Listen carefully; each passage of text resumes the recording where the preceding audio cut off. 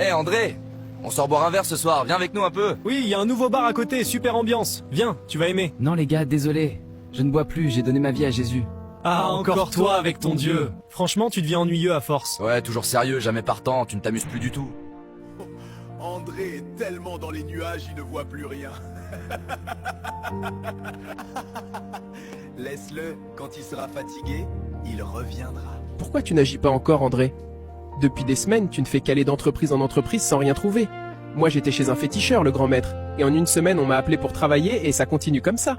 Oui, moi aussi j'y suis allé. Une semaine plus tard, j'étais embauché et j'ai même eu une promotion. Moi, je ne fais confiance qu'en Jésus. Je ne veux rien d'autre. Ah, mais tu es fou. Pourquoi ce Jésus ne vient pas t'aider et te laisse dans cette misère? Oui, André. À partir d'aujourd'hui, on ne te prêtera plus d'argent. Débrouille-toi. Et pour ton loyer, demande à ton Jésus de le... Vous verrez un jour combien Dieu est grand. Ça fait 3 mois que tu n'as pas payé le loyer. Je te donne 24 heures pour quitter ma maison. Sinon, je reviens avec la police.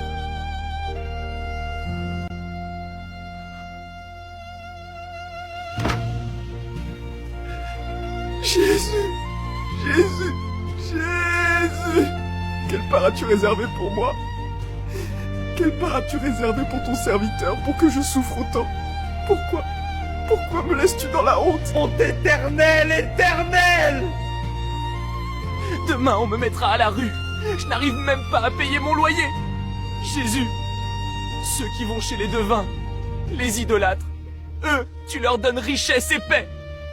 Et moi tu me laisses dans la peine. Où est ta gloire, Seigneur? Où est ta gloire dans ça, Jésus? Quelle part as-tu réservée pour ton serviteur pour qu'il souffre autant? Je jeûne, je te respecte, j'accomplis tes lois, Seigneur. La dernière fois, j'ai jeûné 40 jours, rien que pour que tu me donnes du repos, rien qu'un petit travail. Mais rien! Rien! Jésus! Jésus! Quelle part as-tu réservée pour ton serviteur? J'ai mal, Seigneur! Je suis humilié! Viens me...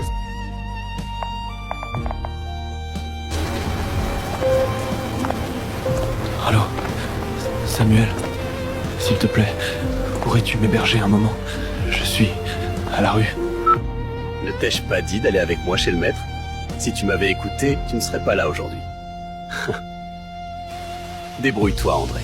Que ton Jésus te trouve une maison. C'est à cause de lui que tu as refusé d'aller voir le maître. Et ne m'appelle plus pour ces bêtises.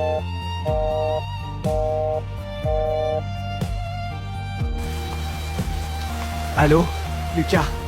Pourrais-tu m'héberger un moment? Je suis... à la rue. Lucas, Samuel m'a déjà appelé et raconté tout, André. Je ne peux pas t'héberger, je n'ai pas de place dans ma maison. Mais tu es dans une grande maison de 3 chambres et tu vis seul, juste quelques jours. Ensuite, je m'en vais. Non, j'ai des projets pour les 2 chambres restantes. André, débrouille-toi.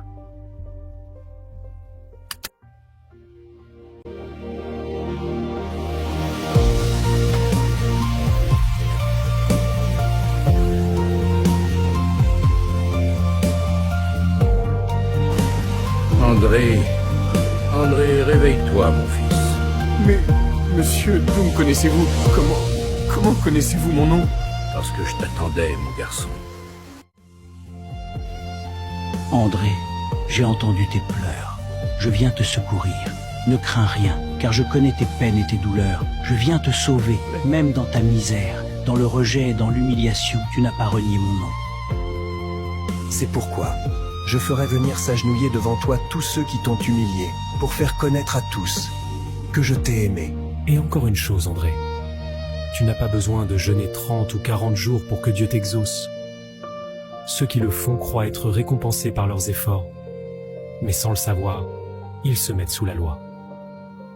Dieu t'exauce, non à cause de ton jeûne, mais parce qu'il t'aime. Il a donné son Fils unique comme rançon à ta place. Jeûne pour élever ton esprit, André, pas pour acheter sa grâce. Jeûne pour élever ton esprit, pour mieux connaître sa volonté et accomplir cette parole. Tu ne vivras pas de pain seulement, mais de toute parole qui sort de la bouche de Dieu. J'ai donc accusé Dieu pour rien. Il ne m'a pas abandonné, mais c'est moi qui me suis mis sous la loi, pensant que mes œuvres m'amèneraient à la réussite. Ô Seigneur Jésus, pardonne-moi pour mon ignorance. T'en fais pas, André. Il t'a déjà pardonné. Tiens, prends ce pain, mange et bois, reprends force. Après avoir mangé et bu, va à cette adresse. On te logera, et demain, on te conduira à ton nouveau travail. Ne t'inquiète plus. Quel est votre nom enfin? Que je connaisse mon bienfaiteur. Mais où il est passé? Éternel, je sais aujourd'hui que tu m'as visité.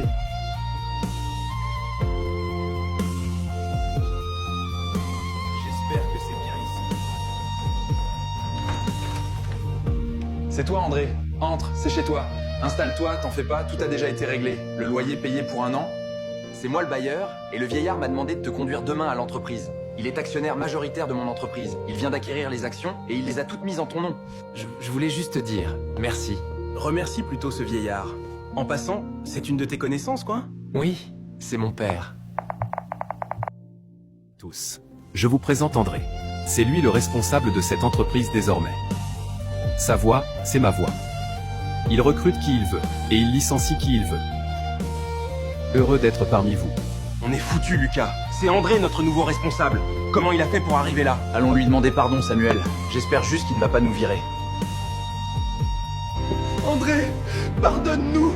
Nous savons maintenant que Jésus est le vrai Dieu. Nous reconnaissons la grandeur de Dieu maintenant. Dieu s'est servi de ma misère pour me montrer qu'il est riche. Il s'est servi de ma solitude pour me montrer que je ne suis pas seul. Nous aussi, nous voulons rencontrer Jésus. Fais-nous le rencontrer, André. On abandonne le grand maître. Il s'est servi de votre haine pour me montrer qu'il est amour. Jésus est lui-même le pardon. Levez-vous, mes frères.